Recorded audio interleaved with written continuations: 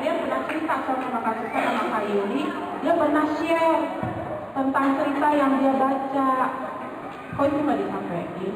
Boleh dong, mau dengar ya kesaksiannya, testimoninya Aldian ya, kesaksiannya Aldian ya.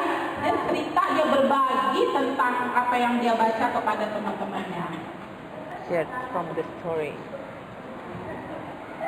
Belajar mebok.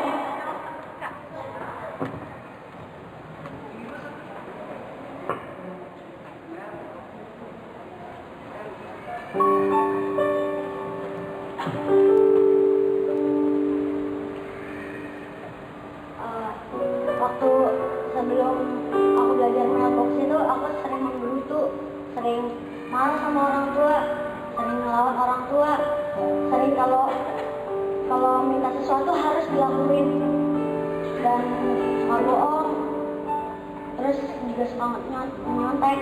Tapi setelah belajar dari mailbox, mulai dari pertama sampai dari akhir, aku jadi tahu perjuangan hidup di dunia ini begitu sulit, apalagi kan dosa yang telah mengikat kita. Dan kalian tahu bahwa Tuhan Yesus sudah mengubah hidupku. Terlebih lagi saat di retret kemarin, di retret anak, aku merasakan lawatan Tuhan Yesus itu begitu dalam, sampai masuk ke dalam hatiku dan mengubah hidupku 100% menjadi yang tadinya masih suka bandel, masih suka main-main, menyembah Tuhan, tapi sekarang sudah berubah. Sebelum saya mengenal mailbox ini, saya pernah terkena penyakit Dengerin baik-baik sayang. dan ini membuat kesenangan hidupku yang baik pada mailbox ini. Aku pernah merasakan sakit tipes sampai DBD. Pada saat itu, pagi siang malam aku disuntik anak penyakit yang menyiksa itu. Dan penyakit DBD itu bukan karena nyamuk, tapi karena virus. Tapi karena penyakit ini, aku bisa tahu kasih sayang Allah kepadaku sungguh amat besar terhadap adik aku.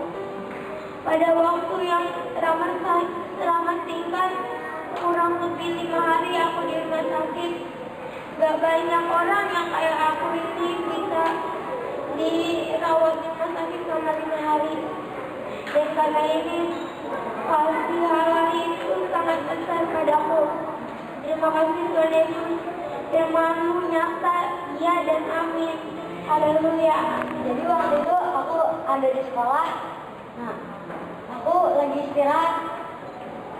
Waktu istirahat, aku lagi buka 4M sambil baca-baca. Biasa setiap hari baca. Lalu temen nanya, ada yang nanya, itu apaan? Terus aku bilang, ya sudah, baca aja kalau mau tahu. Dia baca, terus katanya, ini aneh, soalnya kan temen aku itu agamanya agama Islam, jadi sedikit aneh bagi dia.